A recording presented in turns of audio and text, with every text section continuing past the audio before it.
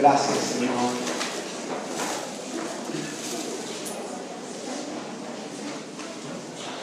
Luego de la palabra tenemos la presentación de un niño, Milo Vanegas, dice acá. A ver, ahí está, muy bien. Después, sí, de la palabra.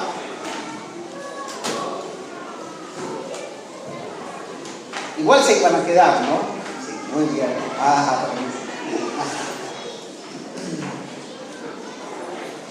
Vamos a compartir juntos palabra del Señor.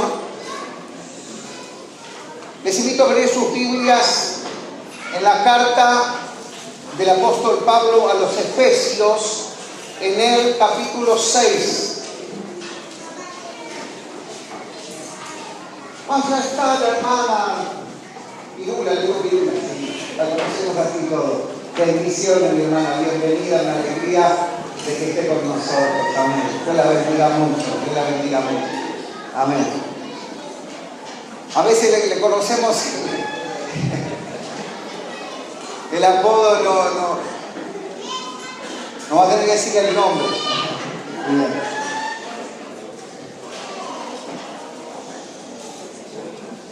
Capítulo 6 de la carta del apóstol Pablo a los Efesios, versículo 10, y vamos a leer hasta el versículo 18. Comparta su Biblia si alguien no tiene, creo que ahora va a aparecer aquí el texto. Dice así la palabra del Señor: por lo demás, hermanos míos, fortaleceos en el Señor y en el poder de su fuerza.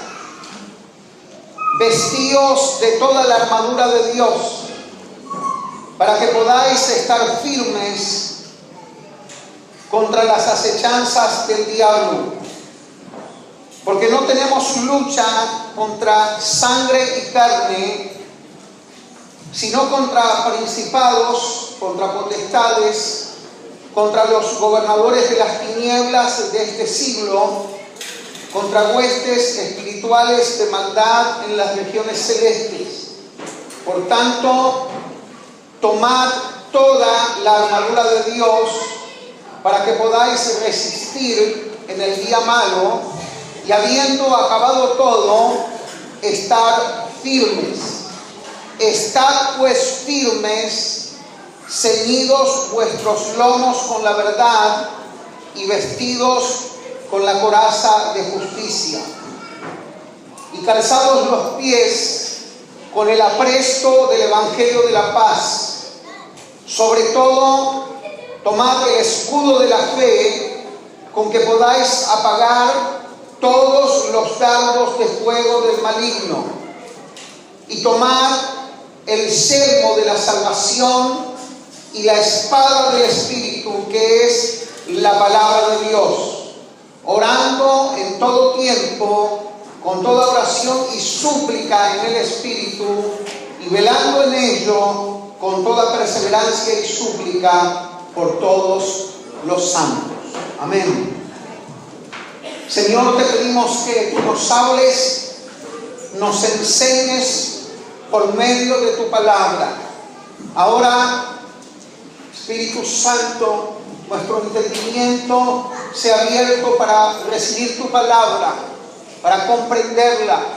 Señor, para que esta tu palabra tenga fruto de bendición, de fe en nuestra vida. En el nombre de Jesús. Amén y amén. Yo le voy a pedir que después usted en su casa lea todo el libro de Efesios, todo el libro de Efesios. Lo explico brevemente. Si se quiere, el libro de Efesios se divide en tres partes principales. Quizás hay divisiones menores, pero en tres partes principales. En los primeros capítulos habla de que nosotros estamos sentados juntamente con Cristo en los lugares celestiales. ¿Qué significa esto? Que el creyente debe apropiarse de todo lo que Cristo logró y alcanzó en la cruz del Calvario.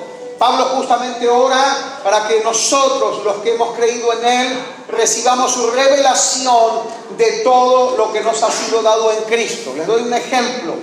Nosotros recién, cuando orábamos por nosotros mismos, decíamos que el Señor nos ha dado autoridad en su nombre, ¿sí? Entonces nosotros, como creyentes, debemos apropiarnos de aquellas cosas que logró Jesús en la cruz del Calvario. En su sacrificio nosotros fuimos también bendecidos. En su muerte nosotros fuimos bendecidos.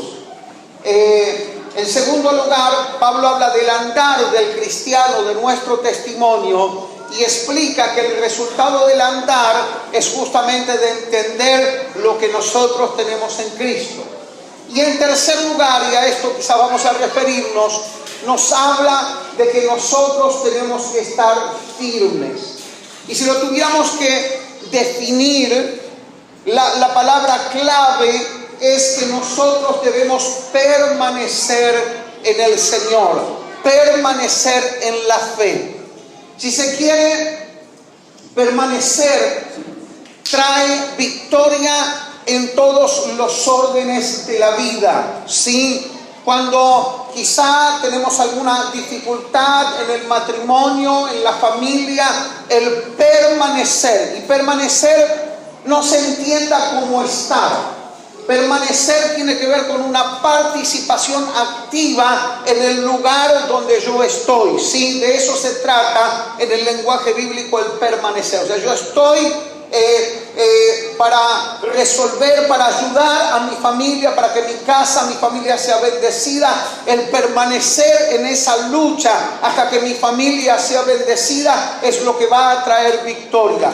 Y insisto, esto se puede aplicar en todos los órdenes de la vida. Si alguna victoria queremos alcanzar, si algo queremos alcanzar, si queremos lograr victoria en diferentes áreas de nuestra vida, la palabra clave es permanecer. Amén. Tenés que permanecer en aquello que emprendiste, en aquello que empezaste, en aquello por lo que te estás esforzando. No abandones, no te pongas a un costado, no te quedes sin avanzar. Tenés que permanecer. Amén. El apóstol Pablo, ya voy directamente a la palabra, cuando da esta exhortación a los creyentes, se mencionan en el capítulo 6 y los capítulos anteriores.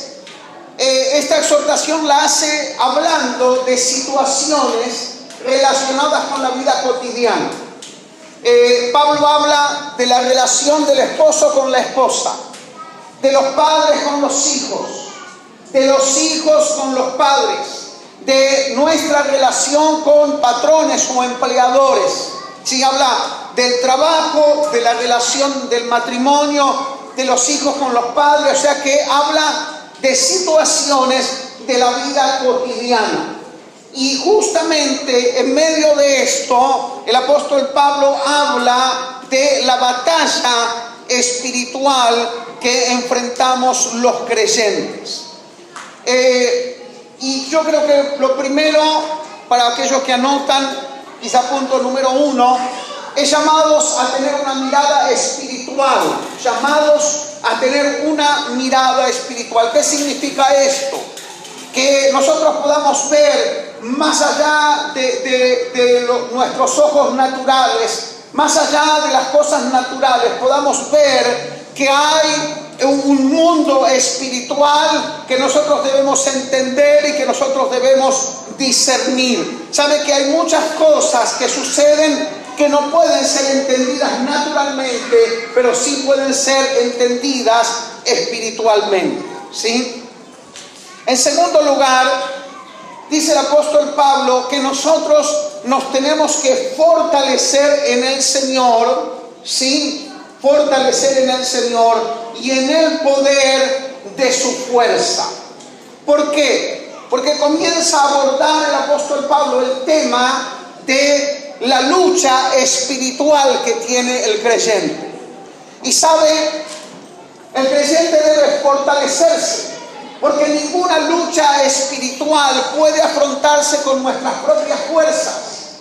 Si nosotros vamos a librar una batalla, una lucha espiritual, que puede estar relacionada con nuestro matrimonio, nuestros hijos, nuestra familia, el trabajo. Ya digo, no pensemos que solamente aquellas cosas que se alteran, que se desordenan, tienen que ver con el orden natural, sino que hay cosas que tienen que ver con el orden espiritual. Y si yo voy a librar una batalla en lo espiritual, yo debo estar fortalecido espiritualmente.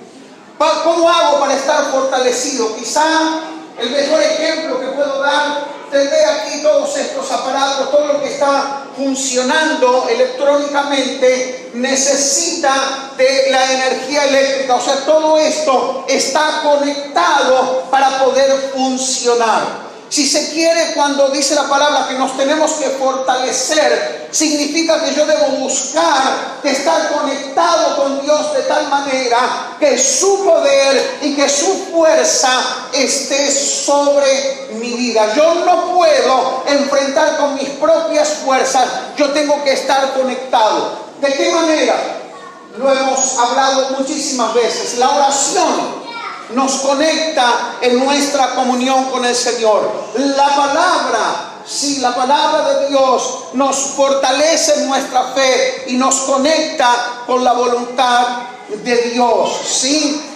La alabanza, usted sabe que la palabra de Dios dice que cuando nosotros alabamos, Dios se mueve, la presencia de Dios se manifiesta en medio de la alabanza de su pueblo. Sí, esa es la manera de estar conectados al poder de Dios. Tenemos que fortalecernos. ¿Sabe que hay situaciones, y esto ya lo digo con cierto conocimiento, que quizás muchos hermanos están atravesando, revelan que hay debilidad espiritual en el pueblo de Dios? ¿Sabe? Hay un llamado urgente de parte de Dios, del Espíritu Santo, a que como nosotros, como pueblo de Dios, nos fortalezcamos espiritualmente.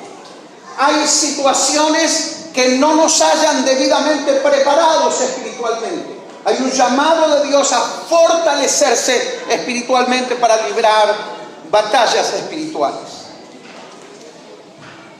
Tercer lugar, el apóstol Pablo explica quién es nuestro enemigo. Y lo dice claramente. Léalo conmigo, versículo 12. Porque no tenemos, dice, no tenemos. Diga conmigo, no tenemos. Porque esto se debe entender. No tenemos lucha contra sangre y carne, sino contra principados, contra potestades, contra los gobernadores de las tinieblas. Yo sé que muchos van a decir, pero pastor, esto yo ya lo sé. Ya lo sé. Si cuántas veces leímos este pasaje, cuántas veces se explicó. Yo ya sé que mi lucha no es contra sangre ni carne. ¿Qué significa esto? Que la lucha que yo tengo no es contra personas, no es con personas. La lucha que yo tengo no es con personas, significa esta palabra. La lucha que yo tengo no es con personas. Ah, pero pastor, eso ya lo sé. Pero estaría bueno que nos venga el versículo justamente cuando estamos en esa situación, donde nos agarramos con las personas, ¿o no? Ahí estaría bueno, porque a veces uno sabe las cosas intelectualmente, pero no sabe aplicarlas espiritualmente. O sea, cuando te viene la situación donde quizás tienes un problema con el hijo, hay un problema donde hay un enfrentamiento en el matrimonio, ¿sí? Y decir, no, yo entiendo lo que dice la palabra, de mi lucha no es con vos. ¿Sabes qué? En alguna oportunidad dice la palabra que Pedro se opuso a que Jesús siguiera adelante cuando Jesús habló de su muerte. Y ¿sabe qué? Interesante la palabra, porque Jesús no le habló a Pedro. Le dijo, apártate de mí, Satanás. ¿Sí? Le habló al que estaba influenciando a Pedro y provocando esa situación. Entonces, no se trata de entender intelectualmente, sino de aplicar espiritualmente este principio. De que quizás estuviste en una situación, es más, quizás hace algunos días, una situación donde hubo como un enfrentamiento. Y yo quiero decirte esto. Cuando nosotros no entendemos esto en la práctica, siempre perdemos. Siempre perdemos. Yo quiero que se grabe. Si no entendemos esto, de que nuestra lucha no es contra sangre y carne, siempre perdemos. ¿Por qué? Porque en vez de enfrentar lo que tenemos que enfrentar, que es espiritual, que está influenciando eso, nos enfrentamos con sangre y carne, con una persona. Y nos enfrentamos y nos enojamos. Porque la batalla que tenemos que hacer para un lado, resulta que la hacemos para otro lado. Y algunos somos batalladores, ¿no? Sí, porque... Y ahí nos enojamos. Y sabe, yo quiero decir lo que pasa. Primero, que cuando confundimos esto y nos agarramos con alguien, se entristece el Espíritu Santo en nosotros. Porque decimos un montón de cosas bajo el impulso, el enojo, intentando con nuestras propias fuerzas, que a veces lo que queremos arreglar, en vez de arreglarlo, lo empeoramos. Segundo, después que bajás, o sea que se entristece el Espíritu Santo, y el mismo Espíritu nos da convicción, nos damos cuenta que tenemos que arreglar el bardo que nos mandamos. ¿O no? Lo tenemos que arreglar. Claro, romper es fácil, pero arreglar es complicado, ¿no? Y a veces lo que se rompe en un instante puede costar días, semanas, meses o años. Ojalá sea pronto. Si te pasó, que pronto se resuelva. Pero romper es fácil. El tema es arreglar. Cuando nos equivocamos en esto, cuando se entristece el Espíritu Santo en nosotros, y quiero darte una escena, dibujarte una escena. Mientras nosotros nos agarramos con el otro, resulta que el diablo está acá, matándose de risa de nosotros y de cómo nosotros quedamos enroscados en una situación que después va a traer tristeza, y además perdemos un montón de tiempo vital, de vida, cuando no entendemos este principio espiritual. Por eso ya digo, no se trata de entenderlo intelectualmente. Si algo de esto te estuvo pasando, en el nombre de Jesús, no te dejes engañar por el enemigo, porque lo que él logrará es provocar la división que él quiere en la familia, en el matrimonio, en la relación con los hijos, en tu relación con tus patrones, con tus empleadores. ¿Por qué no tratar las cosas espiritualmente? ¿Por qué no empezar a tratar las cosas espiritualmente? Discernir que quizá el otro, ¿cómo no?, está bajo una influencia del enemigo, y tratar eso espiritualmente y decir, mirar al otro, decir, yo sé que mi lucha no es contra sangre, no es contra carne, no es contra vos. Sí, yo sé contra quién tengo que luchar y batallar hasta que el Señor nos dé la victoria. Amén. Amén. Luego dice Pablo, por tanto, tomad toda la armadura. Yo quiero que usted vea la palabra, que cuando dice tomar, Pablo está dando, ¿cómo se lee? El imperativo, ¿no? Entonces, ¿qué está dando? ¿Una sugerencia o una orden? Una orden. Dice, tomad toda la armadura de Dios. Luego nos da una advertencia. ¿Para qué? Para que podáis resistir en el día malo. Entonces, primero es una orden.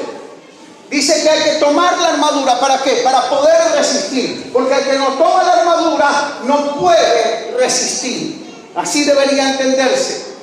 En el día malo. Y habiendo acabado todo, estar firmes. O sea que si yo tomo la armadura, entiendo la advertencia del Señor, yo voy a poder estar firme hasta el fin. Y esto me da esperanza, me da aliento de que voy a tener victoria. Amén. Versículo 14 dice cómo me tengo que empezar a vestir con esta armadura. Dicen algunos comentaristas que Pablo toma este modelo porque la carta a los Efesios es una carta que la escribe Pablo ya en prisión, y tenía allí soldados que lo custodiaban y estaban vestidos, y Pablo toma este ejemplo, por eso comienza a detallar respecto de la armadura. Dice: estad pues firmes, ceñidos vuestros lomos con la verdad. Dice algunas versiones con el cinturón o el cinto de la verdad. No el cinturón de cintura solamente, era el cinturón sino que cubría también los lomos. El cinturón era lo que sujetaba toda la parte superior de la armadura. Y dice que debemos ceñirnos los lomos con el cinturón de la verdad.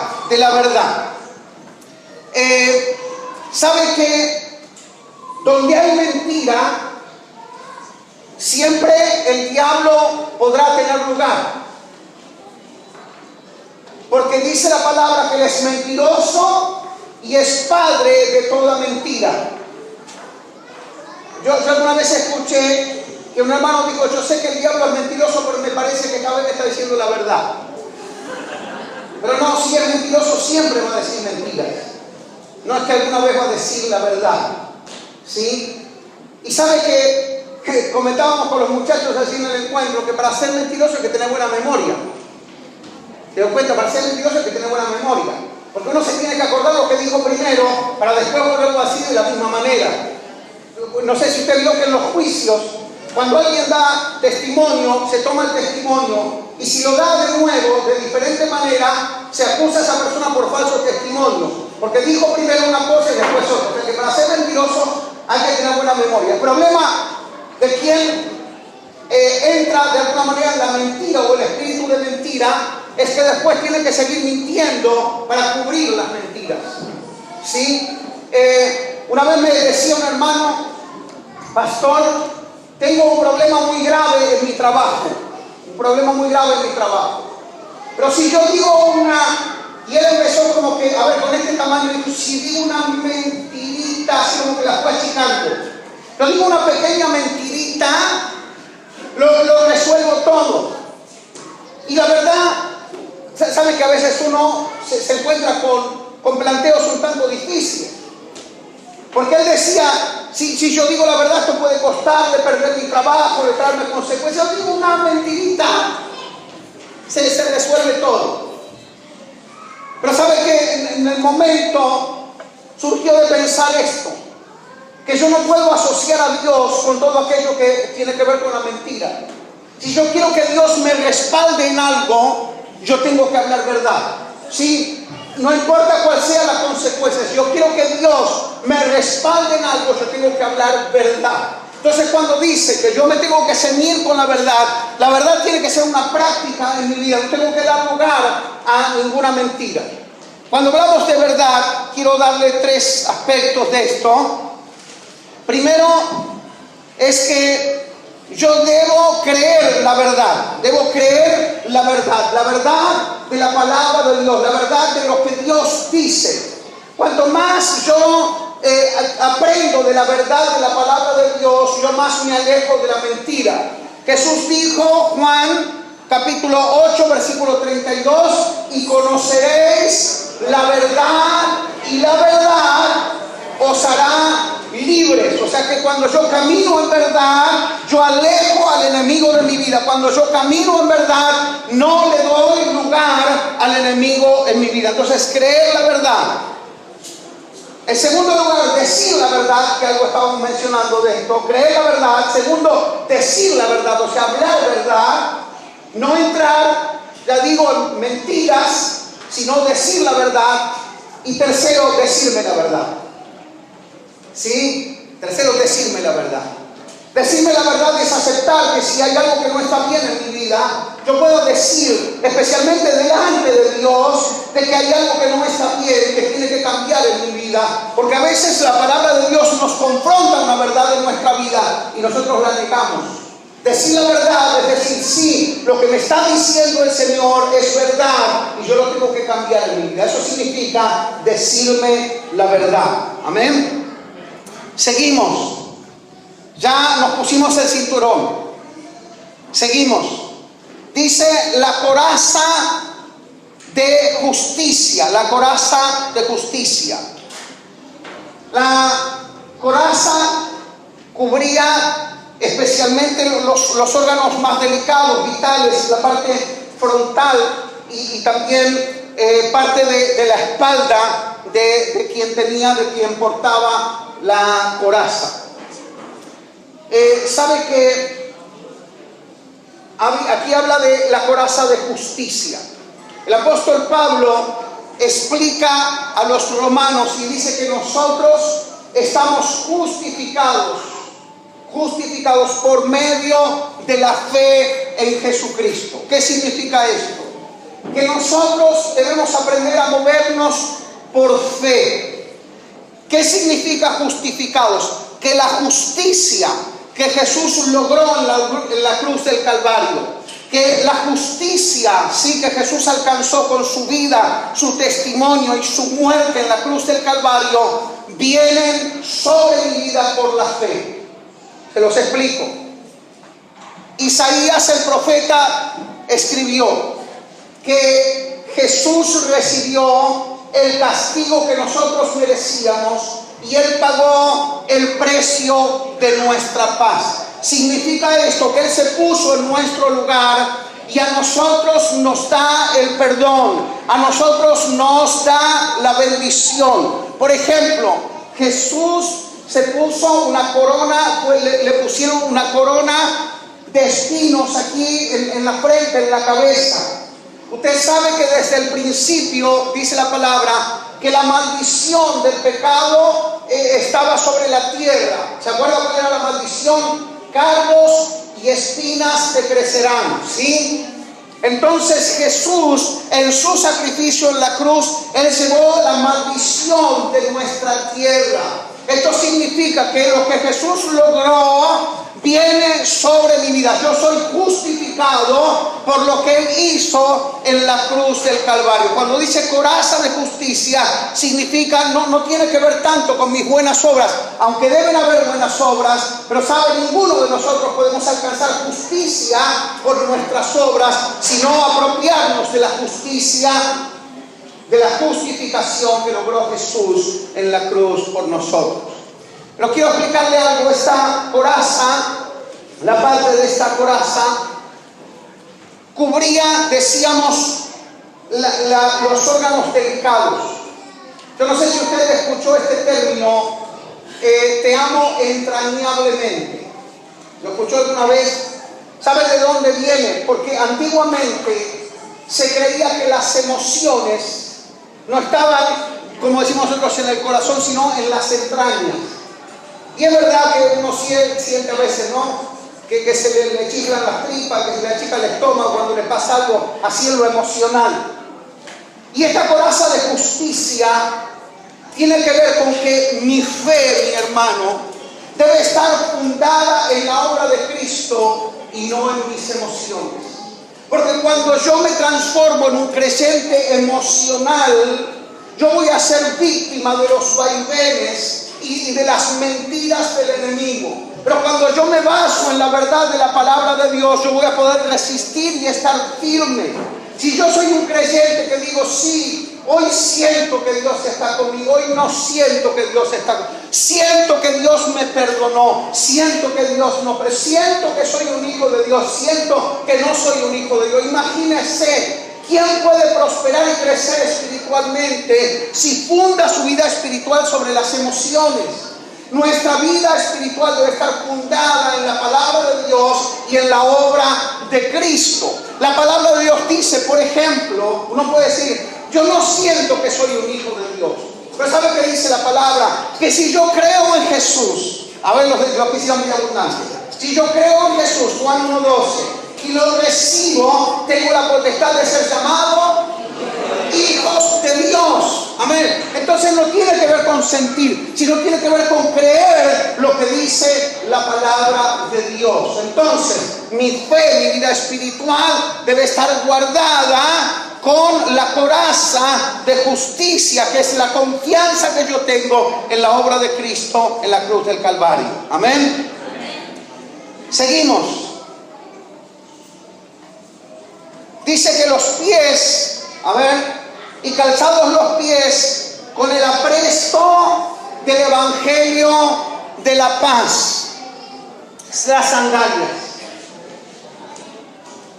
Yo creo que esto está asociado a un versículo de Isaías que dice que son bendecidos los pies de aquellos que predican, que hablan del Evangelio, que dan las buenas nuevas. Pero yo quiero decirle otro aspecto que entiendo, y es que nosotros debemos estar vestidos de la paz de Dios.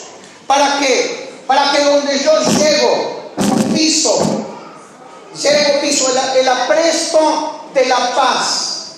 Significa que donde vamos los hijos de Dios, que entendemos que tenemos que estar calzados por el apresto de la paz, donde vamos, si hay lío, ahora hay más lío. ¿Cómo? ¿Llegó un hijo de Dios? ¿Llegó alguien que está calzado con el apresto de la paz? Significa esto que si hay problemas, si hay división, si yo estoy calzado con el apresto de la paz, donde yo llego, tiene que manifestarse la paz y la reconciliación. Donde hay perturbación, donde llego, donde piso, porque estoy calzado, donde llego, donde piso, tiene que manifestarse la paz del Señor y la reconciliación. Dice Pablo que nosotros somos ministros ¿de qué? De la reconciliación. ¿Sí? Reconciliamos a los hombres con Dios y los reconciliamos entre sí. Decía San Francisco de Asís, ¿cuál era su oración? Señor, haz de mí un instrumento de paz. Amén. Haz de mí un instrumento de paz. Bien. Luego dice, habla de el escudo de la fe. Dice, sobre todo, tomad el escudo de la fe, con que podáis apagar todos los dardos de fuego del maligno. Todos los dardos de fuego del maligno. Cuando Jesús habló con Pedro, dijo: Pedro, vas a ser zarandeado. ¿Te suena esto? Vas a ser zarandeado. ¿Te suena esto? Dijo: pero no temas, porque yo he rogado al Padre para que ya no tengas más problemas en la vida. Dijo: yo he rogado al Padre para que tu fe no falte. Porque si perdemos la fe, perdimos todo. El que tiene fe puede enfrentar la batalla. El que tiene fe le cree a Dios y puede enfrentar todo ataque del enemigo. ¿Sabe qué? Puse una imagen ahí en el Facebook, quizás algunos la vieron, de un soldado romano, pero el escudo que tiene es chiquito. Es un escudo redondo, ahí en la imagen, pero en realidad el verdadero escudo era como del tamaño de una puerta, donde el soldado cruzaba la mano y el antebrazo para sostenerlo y se ponía detrás como quien, cuando se te enoja te da una puerta. Se ponía detrás del escudo y se libraba de los dardos de fuego. Dice, aquí habla de dardos de fuego del maligno, de la lucha espiritual. Ahora, ¿cómo se fortalece nuestra fe? Y volvemos casi a lo mismo del principio. ¿Cómo? se fortalece nuestra fe. Quizás lo más importante que se destaca, dice que la fe viene por el oír, y el oír de la palabra de Dios. Nosotros necesitamos recibir palabra de Dios. Escuche, hay una corriente muy fuerte, alguna vez lo dije, insisto en esto, donde se empieza a subestimar el tema de congregarse. Oh, sí, yo con el barba, está todo bien entre nosotros. ¿Viste? ¿No te lo dijeron? Yo que, ¿para qué venir a la iglesia? Si yo con el barba tengo una onda barba, ¿no? Y el enemigo está queriendo robar justamente esta victoria de congregarnos, de llegar a la casa del Señor. ¿Por qué? Porque hay una palabra de Dios. Porque seguramente ahora está sucediendo que hay una palabra de Dios que está pagando un dardo que el enemigo tiró en contra de tu vida. ¿Sí? Porque la palabra de Dios es la que fortalece nuestra fe y es la que hace que tengamos victoria. Quizá cuántos estuvieron recibiendo dardos, ¿sí? Ataques del enemigo de diferentes maneras. Sí, son como, esos dardos son flechas, son como golpes de preocupaciones, de luchas. Pero dice la palabra que si yo levanto el escudo de la fe, puedo apagar esos dardos. No que Él no me los va a tirar, pero yo los puedo apagar, puedo resistir esto cuando tengo el escudo de la fe. La fe entonces viene por el oír y el oír la palabra de Dios. La fe viene por la comunión con el Señor. Seguimos. Y dice esta palabra, tomad el yelmo de la salvación. Esto es lo que cubría de la armadura la cabeza. ¿De dónde surgen los mayores ataques del enemigo sobre nuestra vida? En la mente. Sí, en la mente. Y ¿sabe cómo yo tengo victoria sobre esto? Cuando yo tengo seguridad de mi salvación. Hago una pregunta. Si viniera el Señor ahora, en este mismo instante, ahora sí, ¿cuántos de los que están aquí creen que se van con el Señor?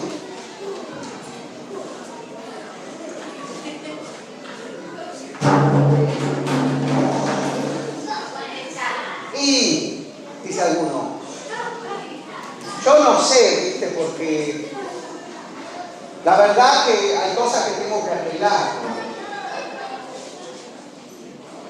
Claro, ahí está el punto débil. Ahí está el punto débil.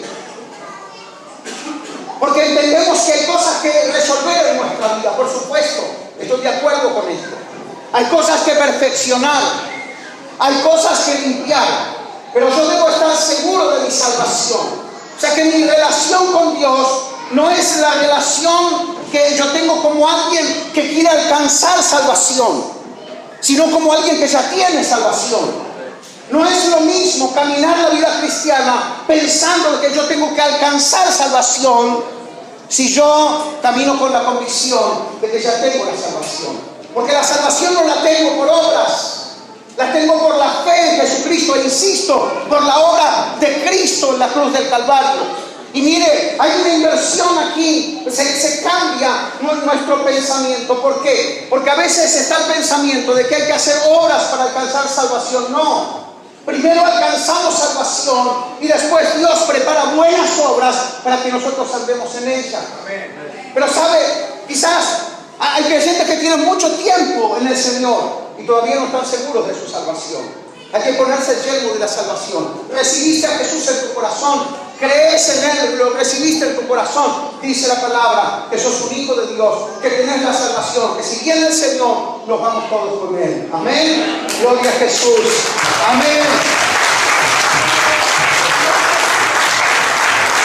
Claro. Quizás alguien dice, bueno, pero insisto en esto, hay cosas que arreglar. Yo quiero mostrarte algo. ¿Se acuerdan de la parábola del hijo pródigo? Diga conmigo, él era hijo. Se había apartado de la casa del padre. ¿Sí? Se había apartado. Era un pródigo. pero igual era hijo. Era hijo. Escuche, nosotros debemos tener confianza en Dios, de que Dios no es alguien que dice algo en su palabra y después nos dice otra cosa.